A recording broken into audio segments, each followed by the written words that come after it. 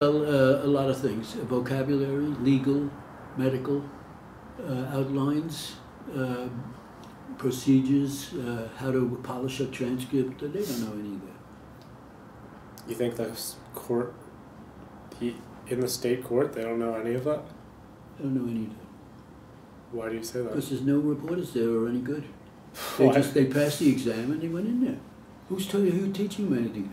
50 years ago, you had terrific guys who used to have seminars, we used to have dinner meetings, we used to have talks. I would talk to Joe Neitlich and he would tell me how to do this and that. And there's no one to talk to today. I mean, you go to this kind of state convention, there's no one who knows anything. This guy, who's that? Well, doesn't that just speak poorly of the convention, not necessarily of the court?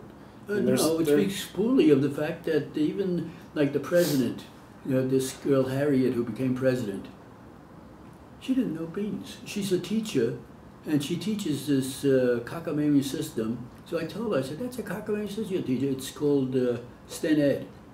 Not Phoenix, right? No, she teaches STEN Ed. Phoenix is the STEN Ed. So I said, that's a lousy system. I said, they recommend, because the teacher didn't know how to solve it, she said, every ED is separate stroke. Every plural is a separate stroke, no matter what. Every ing is a separate stroke, separate stroke, separate stroke. So she increased the strokage by about 40%. Then she has, on page 40, save a stroke by shortening this outline. What do you mean save a stroke? You just added on 500 strokes and now you're saying save a stroke. Who cares about saving? She said, no, she has a convention at the author at the convention at the National. About 8 years ago, I let her have it in the thing. I said, you're the worst system. You don't know what you're saying. You're a teacher. Do you write? She says, no. You can't write one word a minute. She says, that's right. I said, you don't know what you're doing. She said, you're an armchair. You're sitting in an easy chair, figuring out this and that. You don't know whether it's good fingering, it's good. And what about all the derivatives? And what about all these short forms where they're not the frequent word? The frequent word is a derivative. You have determine. That's not a frequent word. Determination is a frequent word. You make something for determination, then you figure out determine. So she looked, she didn't want to talk to me.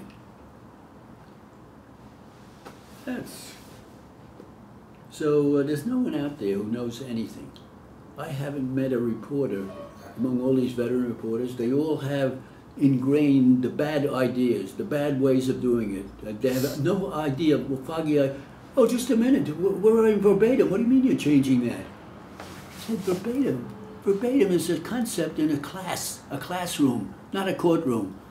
I said, I'm giving you advice that 50 different judges gave me, how they want the transcript done. That's your consumer. It's not the classroom. Give a rap about getting a good mark in the classroom. I said, when a judge tells me, I don't want all those contractions, tells me something. He doesn't want to have it's, he's, we, did. That's the way he talks. But he wants to see it in writing. It is. He is. We are. They are.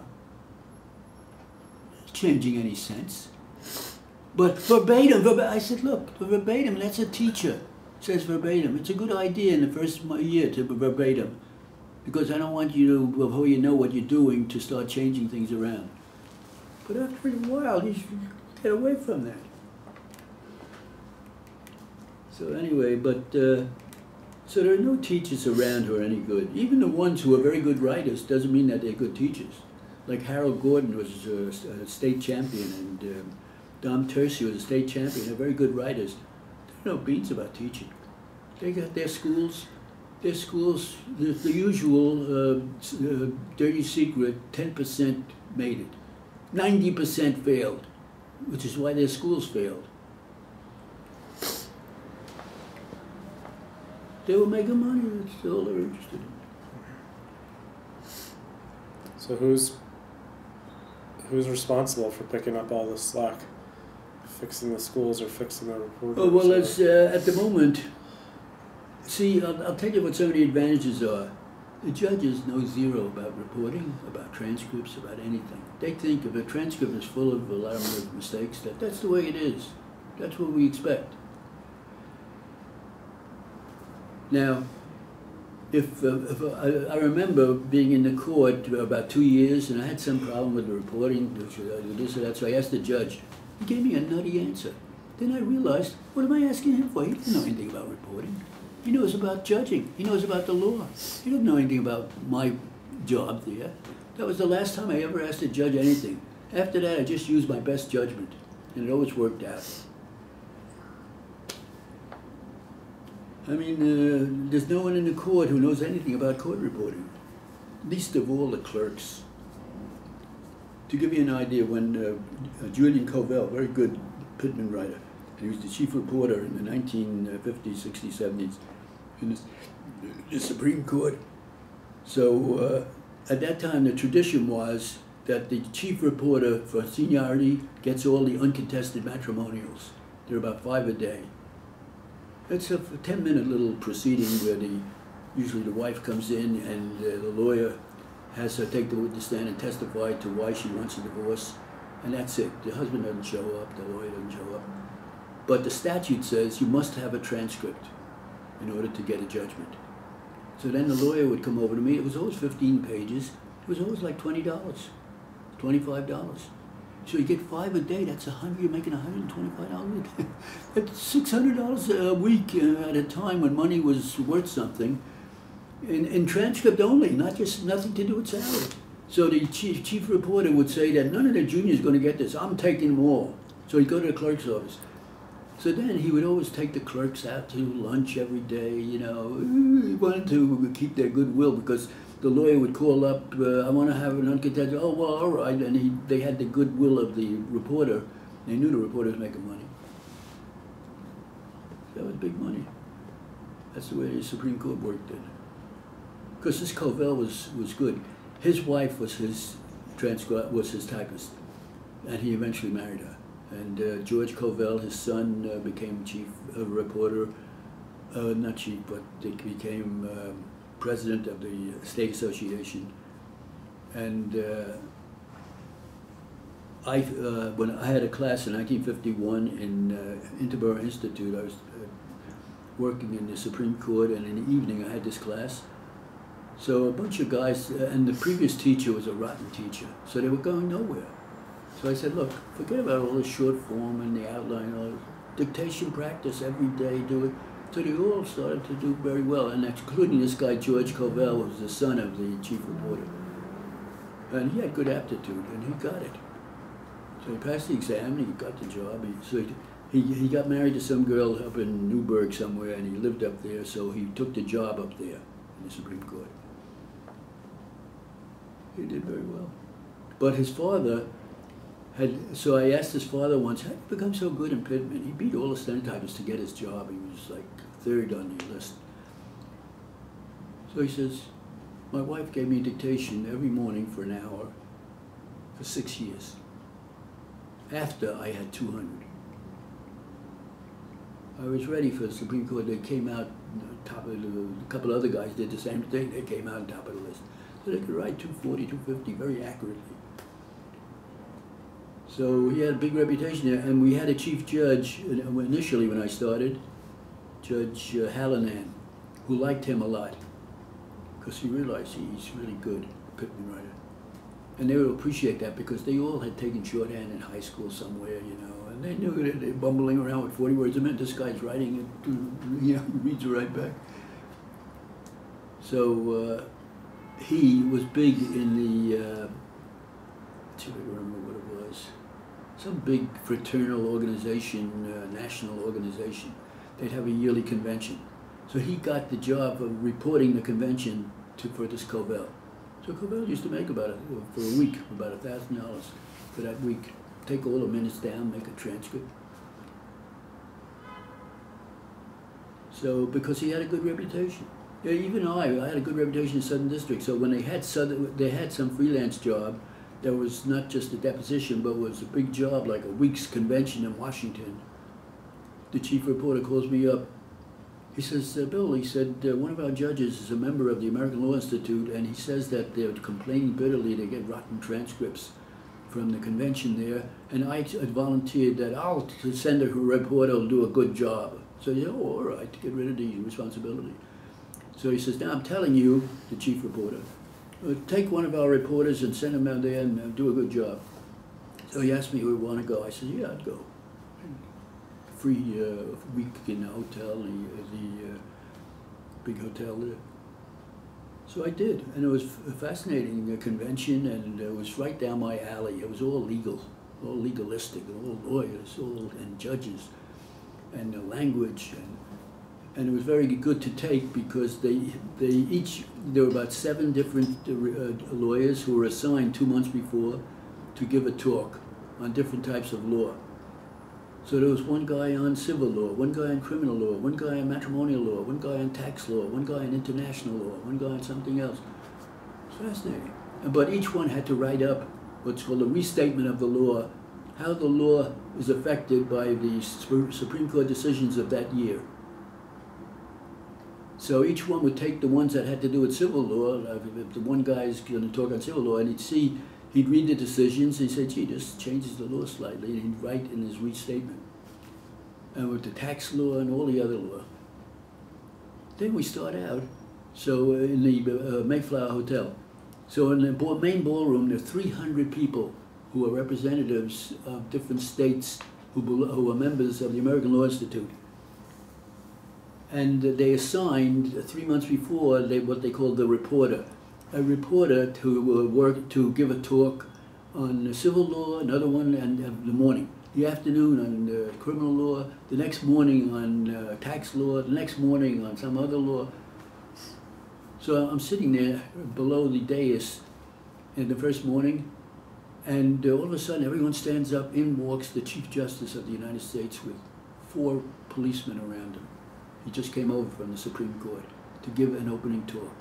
So he walks up to the dais, he's about 3 feet behind me, and he says, "Ladies and gentlemen, welcome to Washington, D.C. I know you lawyers are from all over the United States," and this and that. It was a 5-minute talk.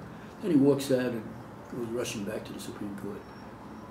So then the guy who's in charge says, "All right, now the first, John Jones from the state of Utah, who was appointed the reporter for civil law, will give us a little opening on civil law. You've all gotten 2 months ago his restatement of the civil law in accordance with the decisions of the United States Supreme Court, so you know what he's going to say.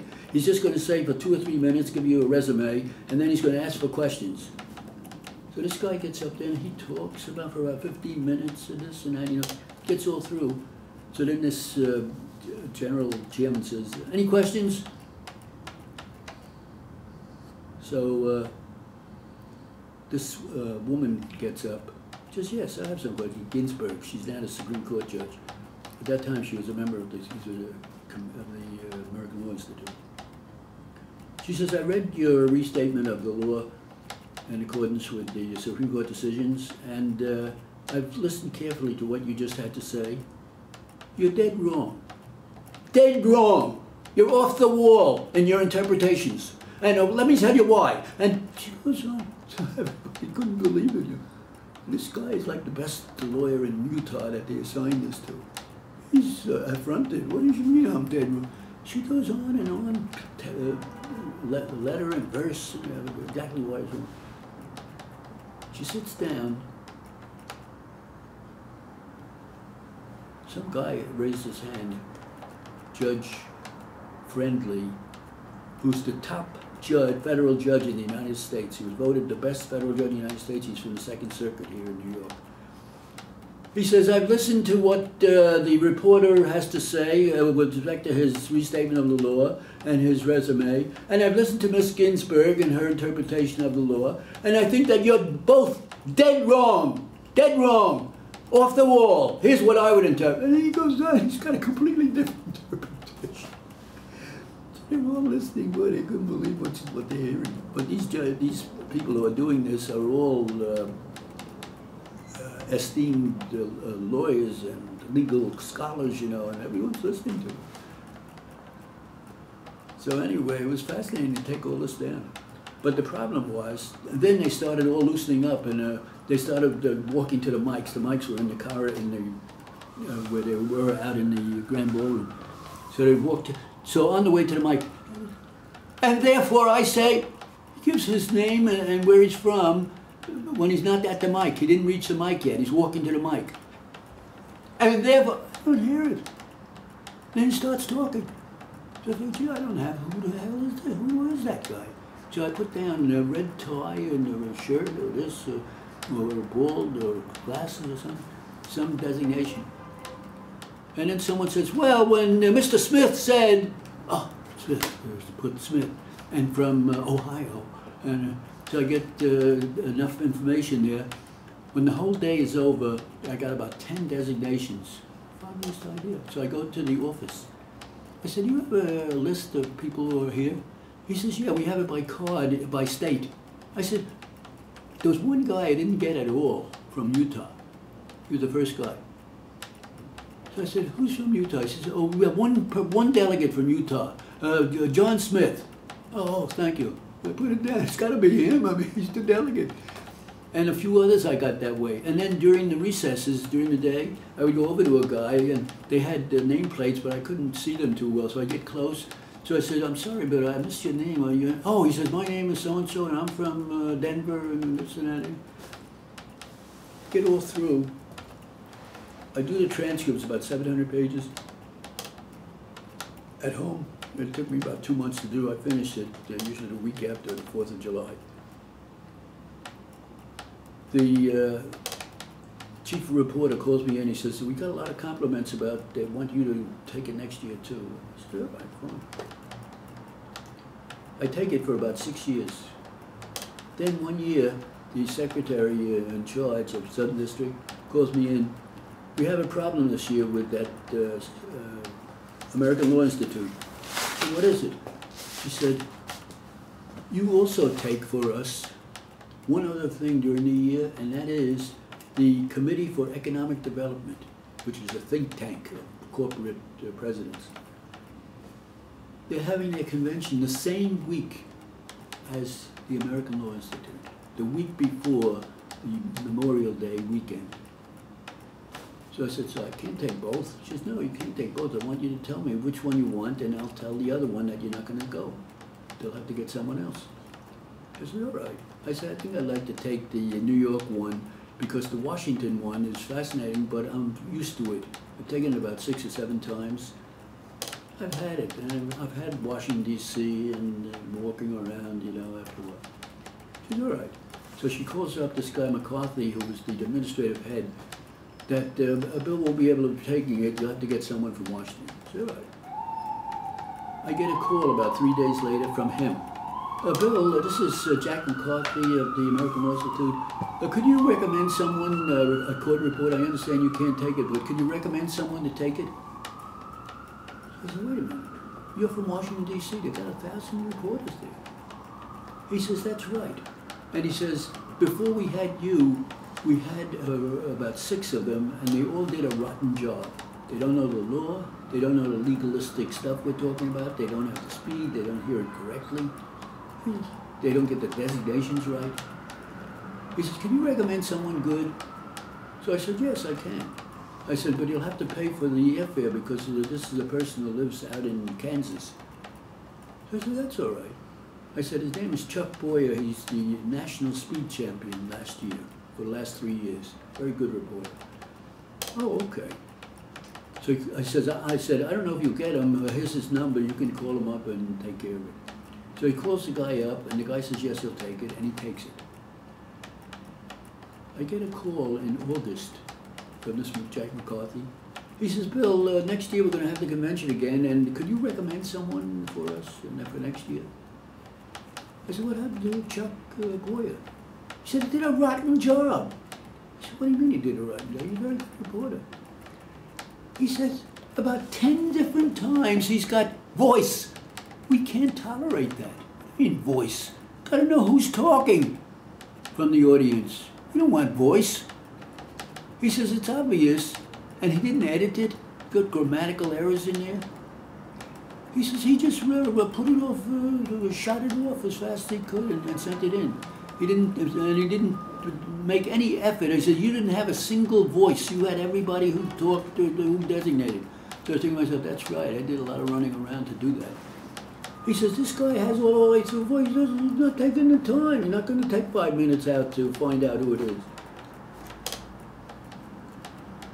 So I said, well, So I said, I'm sorry, but I can't help you. I thought he would do a better job. He says, recommend someone else. So I said, well, we have a different national speed champion this year. What's her name? Some girl from Kansas, I forget her name. So she said, all right.